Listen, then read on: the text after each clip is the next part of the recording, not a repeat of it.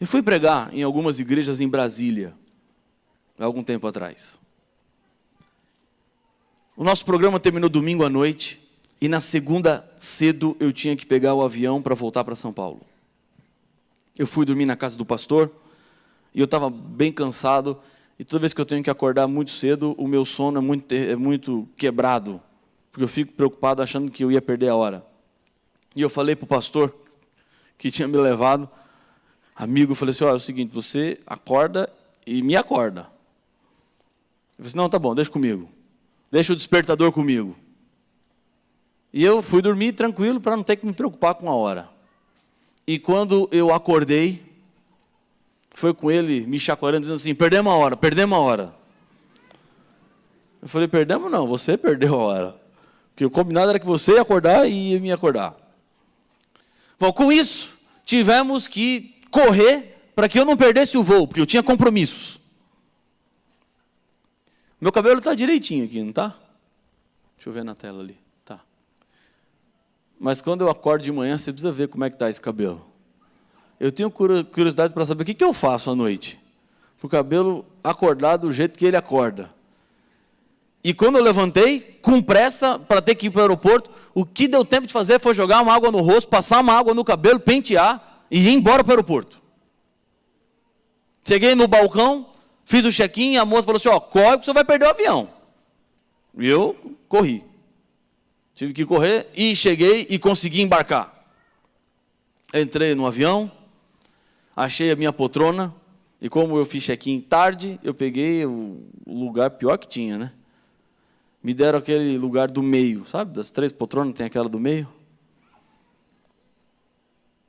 Só que o problema era o seguinte, o indivíduo que estava na poltrona do corredor, ele era... Como é que eu posso dizer isso? Ele era maiorzinho, assim, maior que eu. Era mais largo que eu. E ele sentou, depois que eu sentei, e eu percebi que aquele divisor de poltrona estava incomodando ele. Estava cutucando ele, ele estava meio assim, quieto. E eu fiquei pensando, e agora, né? O homem está incomodado aí do lado. Antes do avião sair, eu virei para ele e falei assim, só quer que levante aqui o... Ele falou assim, não, você não se importa? Eu falei, não. Eu falei, não, mas... Tudo bem, né? Nunca me importasse, assim. Aí eu levantei. Quando eu levantei, o que ele fez? Ele deu uma acomodada, né? Melhorou para ele. E com isso eu fui um pouquinho mais para o lado, né? Eu me apertei em cima do que estava lá na janelinha. Que eu estava com inveja dele nessa hora. Porque ele estava tranquilão lá na janelinha. E eu ali naquele aperto.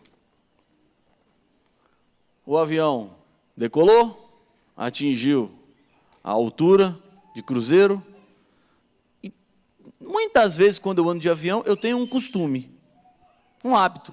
Eu levo sempre minha Bíblia à mão e eu abro a Bíblia e começo a ler a Bíblia. Talvez porque lá no alto eu me sinto mais perto de Deus, eu gosto de ficar lendo a Bíblia. O indivíduo maior nem decolou o avião, ele já estava dormindo. Pegou no sono.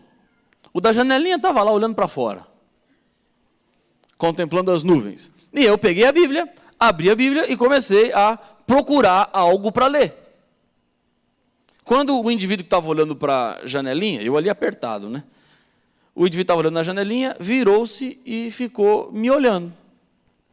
E eu olhando para a Bíblia, eu não estava lendo a Bíblia, porque como é que você vai ler com alguém olhando para você, assim, colado? Eu olhava para a Bíblia e, de canto, percebia ele assim, olhando para mim. Eu fiquei pensando, o que esse homem quer comigo? Aí lembrei, já sei. É que eu acordei rápido, saí correndo e meu cabelo deve estar tudo bagunçado. Olhando para a Bíblia, eu passei a mão assim para ver se estava tudo no lugar. E a princípio estava. Continuei olhando para a Bíblia e ele assim olhando para mim. Eu falei, o que esse homem vai querer agora? Né? Eu virei para ele. Não dava, né? Como é que eu ia ler a Bíblia daquele jeito? E virei para ele, olhei e ele me perguntou assim, você acredita nisso aí? Eu falei, eu acredito. Estava com a Bíblia aberta, né? E fiz uma pergunta para ele. E essa pergunta me custou a viagem toda. E eu perguntei assim, e você acredita? Pronto. Foi suficiente para ele ir para tudo quanto é área que você imaginar.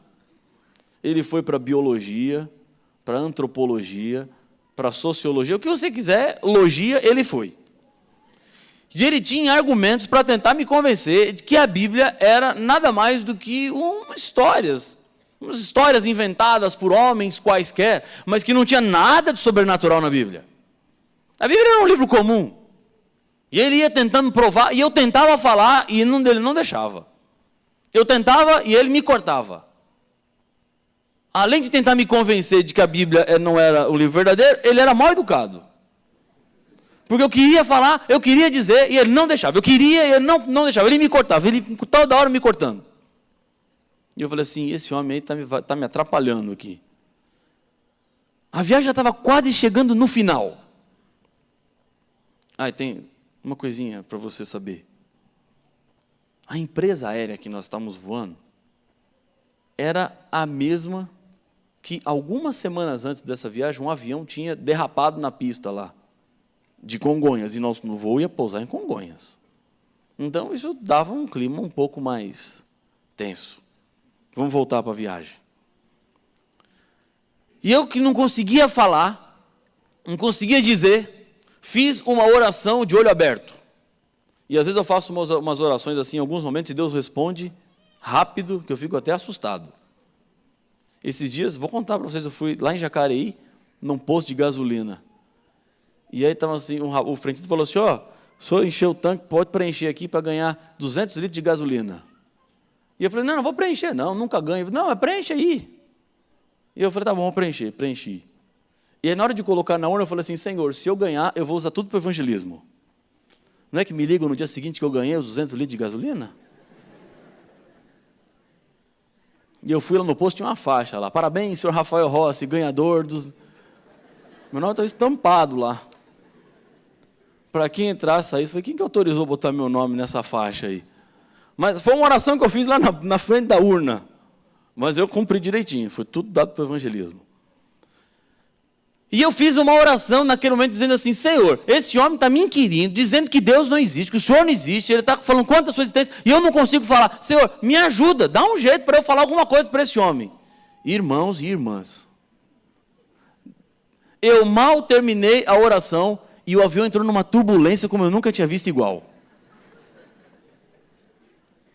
Sabe aquele sonorizador que tem nas estradas, quando você passa com o carro, dá aquela tremida para acordar quem está dirigindo? O avião parecia que entrou num sonorizador e não saía mais. Porque ele tremia daquele jeito, e nós que estávamos na altura da asa, eu olhava para o lado dele, que ele estava tentando me convencer que Deus não existia, e eu via a asa fazendo assim, e a impressão que eu tive foi, essa asa vai quebrar. Agora lembre-se, o voo trazia consigo um clima de tensão, porque tinha um acidente recém-acontecido. Nesse instante da turbulência, na hora da oração que eu terminei, uma mulher lá atrás falou assim, bem que minha filha falou que esse avião ia cair, não era para eu viajar. Nisso as aeromoças foram para atender, para acalmar a senhora, porque ela entrou em pânico. E eu olhei para um lado, olhei para o outro e vi que o clima ficou tenso, falei assim, o pessoal nem pode imaginar que fui eu responsável disso aqui. Eu fiquei bem quietinho, porque vai que a história de Jonas se repete, Jonas foi para o mar, eu vou para o ar. É minha oração aquilo. Mas olhando para um lado, para o outro, vendo o clima tenso, nessa hora o grandão acordou. Só na hora da turbulência ele acordou. E eu olhando para um lado, para o outro, esqueci do indivíduo da janelinha. E no meio da turbulência, avião trepidando, eu olhei para o lado, e a primeira coisa que eu vi foi as mãos do ateu. E ele estava segurando na poltrona com uma força que as veias aqui da mão estavam todas saltadas. Ele estava agarrado à poltrona, olhando para frente. E a turbulência acontecendo. E a asa do avião balançando. E eu falei assim para ele, está tudo bem aí? E ele falou assim, pede para Deus nos ajudar, pede para Deus nos ajudar.